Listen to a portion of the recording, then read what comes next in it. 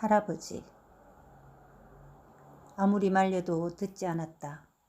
달래도 보고 삿대질도 해보고 신발을 숨겨도 보고 방문을 잠궈보아도 소용이 없었다. 푸른 새벽이 창호지에 묻어들기만 하면 어김없이 잰 걸음으로 논을 향해 가는 것이었다. 준식의 할아버지는 조상으로부터 물려받은 땅을 2배, 3배로 늘려온 성실한 농부였다. 농산일을 하지 않을 때도 노는 법이 없었다. 중농 정도는 되었어도 태만하지 않았고 이웃에 베풀 줄도 아는 반듯한 사람이었다. 그의 품새는 초라했지만 내실은 단단했다. 단호한 턱과 부리부리한 눈은 그가 결코 가벼이 볼 사람이 아님을 짐작해 했다. 그렇게 모은 돈으로 인근한 새 논을 산 날의 감격을 그는 매일같이 되뇌곤 했다. 한동안은 얼른 그 새 논에 나가고 싶어서 잠을 이루지 못했다고 했다. 태비며 똥끄름을 부지런히 내다 갈아서 그의 논들은 유난히 기름졌고 수확량도 좋았다. 그에게 논을 돌보는 일은 그 무엇보다 우선이었다. 그 논들을 두 눈 시퍼렇게 뜨고 빼앗긴 것이었다. 조선 총독부가 토지조사령을 내린 후 많은 조선인들이 토지를 빼앗겼다. 짧은 조사기간에 서류는 일본어로 복잡하게 만들어 대부분이 문맹인 일반 농민들의 땅을 뺏는 것은 식은 죽 먹기였다. 이웃들의 사무를 도와줄 만큼 업문을 깨친 준식의 아버지조차 까다로운 서류 조건의 불완전성에 대한 그들의 어거지를 넘어서지 못했다. 어떤 집은 그 복잡한 서류를 다 갖추는 동안 조사기간이 만료되었다는 이유로 땅을 빼앗기기도 했다. 한마디로 작정하고 빼앗아가는 것이었다.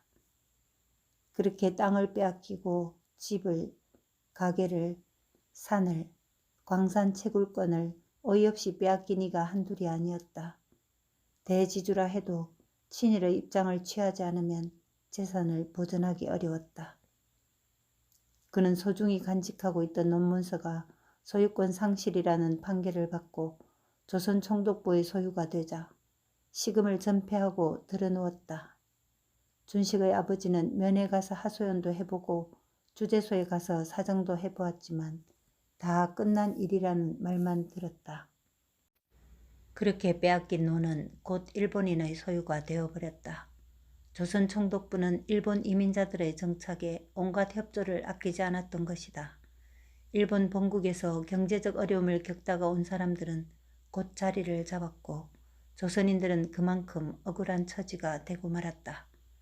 백주대낮에 뻔히 보면서 날강도를 당한 거나 마찬가지였다. 할아버지는 정신줄을 놓아버렸다.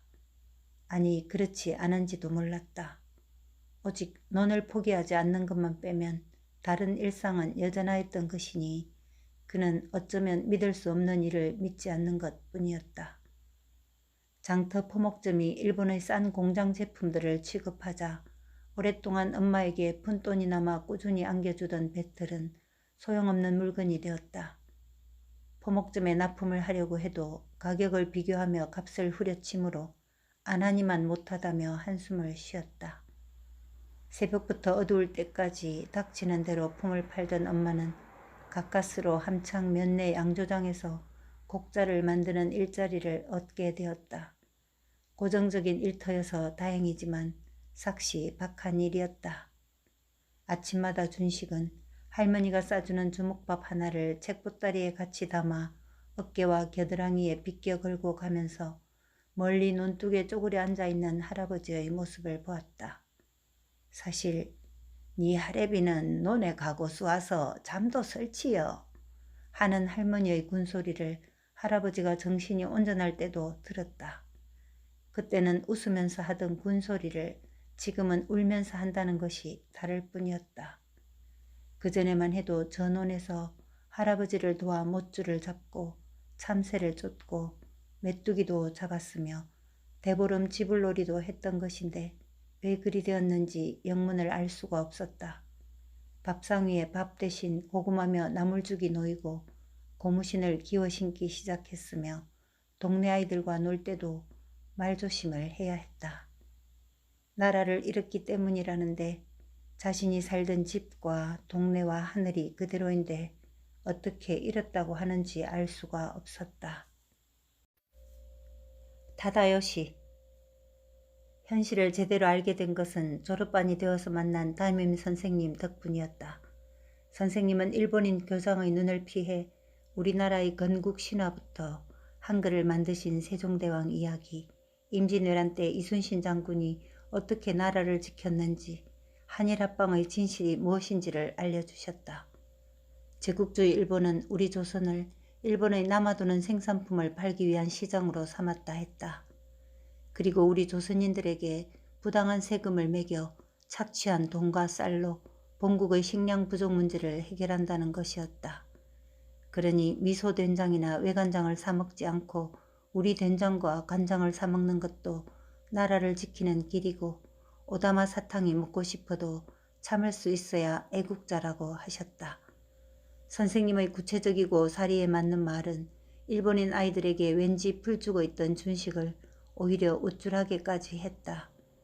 그러니까 일본 놈들은 치사한 도둑놈들인 거였다. 준식은 그때마다 그 나라가 바로 할아버지의 논일 것이라 생각했다. 그 논을 찾아야 할머니가 "니 할애비는 논에 가고 쏘아서 잠도 설치여" 라고 웃으면서 군소리를 늘어놓을 것이었다. 준식은 엄마가 일터에서 가져오는 단무지는 안 먹고 참을 수 있었지만 고소한 샌베이만큼은 먹지 않을 수가 없었다. 초록빛 파래가 고소함의 감칠맛을 더해주는 샌베이만큼은. 하필 그 논을 산 일본 놈의 아들인 타다요시도 준식과 같은 학년이었다. 준식은 녀석만 보면 빼앗긴 논 생각에 속에서 불이 일었다. 꼴도 보기 싫은 녀석이었지만 같은 방향으로 갈 수밖에 없는 터라 거의 매일 녀석을 봐야만 하는 것도 고역이었다. 게다가 녀석의 심술은 유치하고 쪼잔하기 짝이 없었다. 한 번은 학교 가는 길에 특이하게 생긴 과자인지 빵인지를 발견하였다. 준식은 그것을 주워서 붙어있는 금부스러기를 조심스럽게 털어낸 다음 먹었다. 과자 같기도 빵 같기도 한 생김새처럼 고소하고 달콤하면서도 부드러웠다. 그런데 다음날 아침에도 그 과자인지 빵인지가 길에 떨어져 있었다.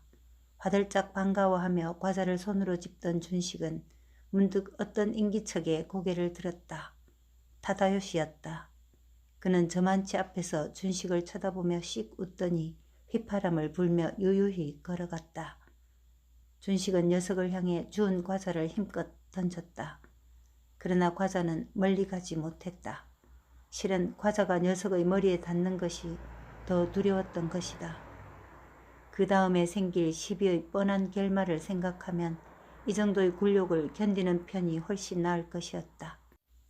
도대체 일본 사람들은 왜 남의 나라에 와서 할아버지의 논을 빼앗고 타다요시는 내 앞에서 꼴사납게 얼짱거린단 말인가.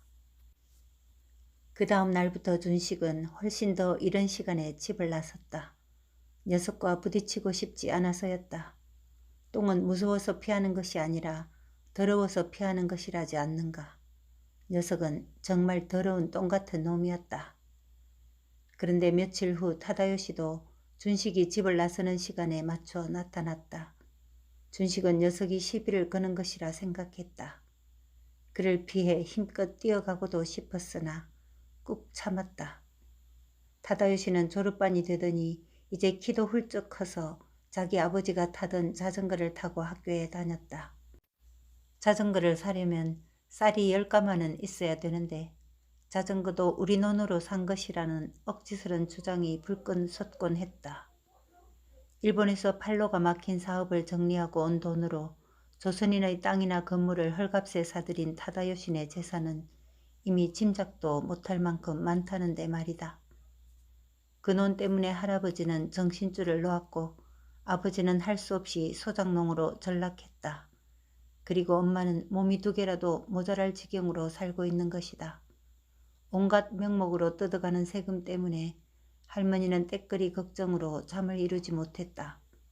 그러니 준식의 사친 회비도 자꾸만 밀려서 학교 생활이 가시방석이었다. 준식은 일본 사람들이 함창 면에 나타나지 않았던 시절이 그리웠다. 그때 할아버지는 얼마나 활기에 넘쳤던가. 아버지와 엄마와 우리 모두는 얼마나 행복했던가. 정말이지 타다요시가 없던 때는. 담임 선생님. 준식은 겨우 4살밖에 차이가 나지 않는 형님 같은 담임 선생님이 좋았다. 공부를 열심히 해서 선생님을 기쁘게 해드리고 싶었다. 담임 선생님은 교장이 출장이라도 가면 유난히 더 다정스럽게 대해주셨다. 그리고 아이들에게 박열 선배의 이야기를 자주 들려주었다. 박열 선배와 선생님은 경성고등보통학교에서 같이 공부했는데 졸업하면 각자 자신의 모교로 돌아가 좋은 선생님이 되기로 했다는 것이었다. 그런데 친구 박열은 3.1운동을 주동했다는 이유로 잡혀가 모진 고문을 당하면서도 친구인 선생님의 이름을 불지 않았고 본인만 퇴학을 당했다고 했다. 그래서 선생님은 자신의 모교가 아닌 친구 박열의 모교로 자원했다는 것이었다. 그때 일본으로 건너간 박열은 독립운동을 하다가 지금 차가운 감방에 갇혀 있다고. 그러니 힘들어도 희망을 잃지 말고 열심히 배워야 한다고. 나라를 잃으면 영영 희망이 없다고. 한낱 보잘것없는 자신들에게 커다란 말씀을 해주신 것이었다. 그만한 이야기를 들려준 분은 세상 어디에도 없었다. 준식은 선생님 말씀은 듣는 둥 마는 둥 딴청을 피우는 고자질쟁이 되시기를 겼는지라며 은근히 걱정을 하기도 했다. 선배 박열의 이야기를 들은 준식은 아버지가 자랑스러워졌다. 3.1 만세운동 때 맞은 몰매로 큰 힘을 쓰지 못하는 아버지를 한심하게 여긴 적도 많았던 것이다.